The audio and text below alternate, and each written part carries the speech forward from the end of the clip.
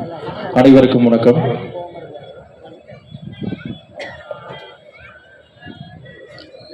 எனக்கு முன்பாக பேசிய தம்பி கார்த்திக் அவர்கள் சொன்னது போல, நானும் சில வருடங்களுக்கு முன்பாக அரபு தேசங்களுக்கு பயணப்பட்டிருந்தேன். அண்ணன் சீமான் அவர்கள் அனுப்பி வைத்தார்கள். சவுதி அரேபியாவிலே ஒரு 10 நாட்களுக்கு மேலாக தங்கியிருந்தேன் கட்சி நிகழ்வாக. நாம் எல்லோரும் நினைத்து கொண்டிருப்பது போல அது உண்மையில் ஒரு பாலைவன தேசம்தான், ஒரு வறண்ட பிரதேசம்தான். எங்கு தோண்டினாலும் தண்ணீருக்கு பதிலாக எண்ணெய் வருகிற ஒரு நிலப்பகுதி தான். ஆனால் அங்கே மன்னராட்சி நடந்த போதும் கூட செயற்கையாக அவர்கள் பல கிலோமீட்டர் நீளத்திற்கு ஆறுகளை உருவாக்கி இருக்கிறார்கள். அங்கே விவசாயம் நடக்கிறது, விவசாய பொருட்கள் விளைவிக்கப்படுகிறது, காய்கறிகள் விளைவிக்கப்படுகிறது. நம் ஊரில் கிடைப்பது போலவே மிகுந்த வளமான காய்கறிகளும் இயற்கை பொருட்களும் அங்கே கிடைக்கிறது. அது மட்டும் இல்லாமல் தண்ணீரை கடலில் இருந்து பிரித்தெடுத்து பயன்படுத்தக்கூடிய அந்த தேசத்தில் ஒவ்வொரு தனி மனிதனுக்கும் 24 மணி நேரமும் தண்ணீர் கிடைப்பதற்கான ஏற்பாடுகளை அங்கே ஆளக்கூடிய அரசர் செய்கிறார், அந்த அரசாங்கம் செய்கிறது. ஆனால் மழை வளம் அதிகம் இருக்கிற இந்த நாட்டில் வறண்ட காலங்களில் மிகவும் வறட்சியாக, மழை காலங்களில் வெள்ளப்பெருக்காக, நீர் மேலாண்மை குறித்த எந்த ஒரு விழிப்புணர்வும் இல்லாமல், அதற்குண்டான தகுந்த திட்டங்கள் எது ஒன்றும் இல்லாமல் இந்த மக்களை அல்லல்படுத்துவதை இங்கே ஆளக்கூடிய திராவிட அரசுகள் வழக்கமாக வைத்திருக்கிறது. அமெரிக்காவிலிருந்து வெளிவரக்கூடிய தி ஃப்ரெண்ட் மேகசின் அப்படின்னு சொல்லி ஒரு பத்திரிகை இருக்கு.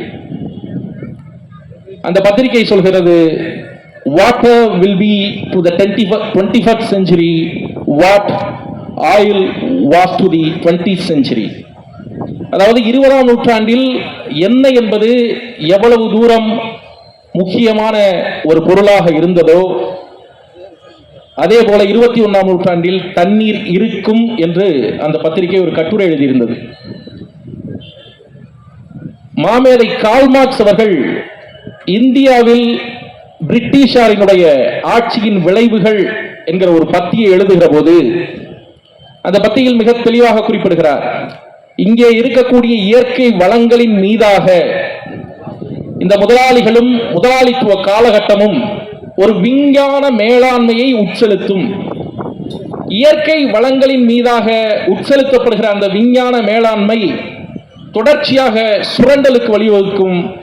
மேலும் இங்கே இருக்கக்கூடிய இயற்கை வளங்களை மிக தீவிரமாக தனியாருக்கும் பெரும் முதலாளிகளுக்கும் தாரை வார்க்கும் என்று சொன்னார். அதுதான் இன்று நடந்து கொண்டிருக்கிறது.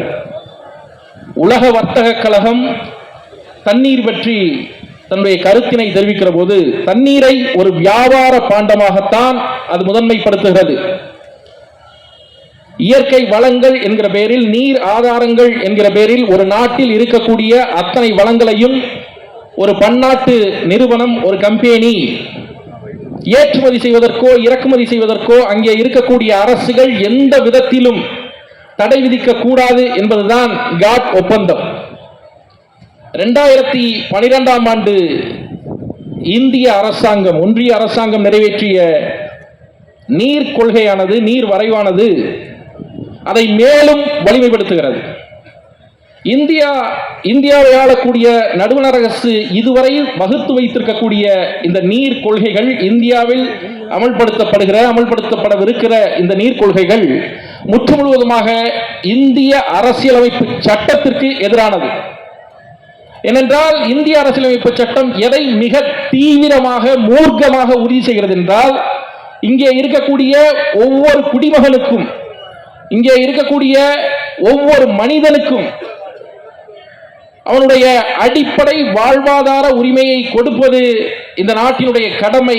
அரசியலமைப்பு சட்டம் அதை உறுதி செய்கிறது என்று சொல்கிறது.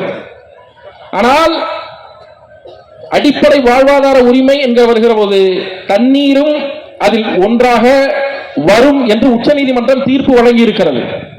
அப்படி மனிதனுக்கு அடிப்படையாக வந்து சேர வேண்டிய தண்ணீர் உரிமையை தனியாருக்கு தாரை வார்ப்பது என்பது, அதை அரசாங்கம் செய்வது என்பது முற்று முழுவதுமாக இந்தியர்களுக்கு, இந்திய குடிமக்களுக்கு எதிரானது, புறம்பானது, அறமற்றது. மதிப்பிற்குரியவர்களே, இந்த நாட்டிலே, இந்த உலகத்திலே மிகப்பெரிய நோய்கள் பல உண்டு. குறிப்பாக எய்ட்ஸ், மலேரியா உள்ளிட்ட நோய்கள் உண்டு. பெரும்பாலும் மனிதர்கள் அதனால் பாதிக்கப்படுகிறார்கள், இறக்கிறார்கள். ஆனால் உங்களுக்கு ஒன்று தெரியுமா? தண்ணீர் இல்லாமல், குடி தண்ணீர், நல்ல தண்ணீர் இல்லாமல் ஒவ்வொரு வருடமும் 21 லட்சம் குழந்தைகள் உலகம் முழுவதும் செத்து போகிறார்கள். இந்த எண்ணிக்கை மலேரியாவில் செத்தவர்களை விட, எய்ட்ஸில் செத்தவர்களை விட அதிகம். தண்ணீர் இல்லாமல் குழந்தைகள் செத்து போகிறார்கள். 200 கோடி மக்களுக்கு, உலகத்தில் 200 கோடி மக்களுக்கு நல்ல தண்ணீர் உறுதி செய்யப்படவில்லை. இது மாதிரியான ஒரு சூழலில் நாம் வாழ்ந்து கொண்டிருக்கிறோம். இங்கே இருக்கக்கூடிய ஆட்சியாளர்களுக்கு தண்ணீர் மேலாண்மை குறித்த எந்த விதமான அக்கறையோ எது ஒன்றும் கிடையாது. இவர்கள் ஏரியை கான்ட்ராக்ட் எடுத்து அதில் எப்படி சொந்த கட்சிக்காரனை வச்சு அதை கான்ட்ராக்ட் எடுத்து எப்படி ஊழல் பண்ணலாம்னு யோசிப்பானே ஒழிய, அதை எப்படி பெருக்குவது என்கிற எந்த எண்ணமும், எந்த திட்டமும், மக்களிடம் எப்படி நீர் பிரச்சனையை போக்குவது, நீர் மேலாண்மையை கடைபிடிப்பது என்கிற எந்த விதமான தொலைநோக்கு சிந்தனையும் இந்த அரசுகளுக்கு இல்லை. அத்தகைய சிந்தனையை கொண்ட, அந்த சிந்தனையை பல்லாண்டு காலமாக மக்களிடத்திலே பரப்பி வருகிற நாம் தமிழர் கட்சியினை மக்கள் ஆதரிக்க வேண்டும். வருகிற தேர்தலில் நாம் தமிழர் கட்சியினுடைய வேட்பாளர்களுக்கு வாக்கு செலுத்தி வெற்றி பெற வைக்க வேண்டும். நன்றி, வணக்கம்.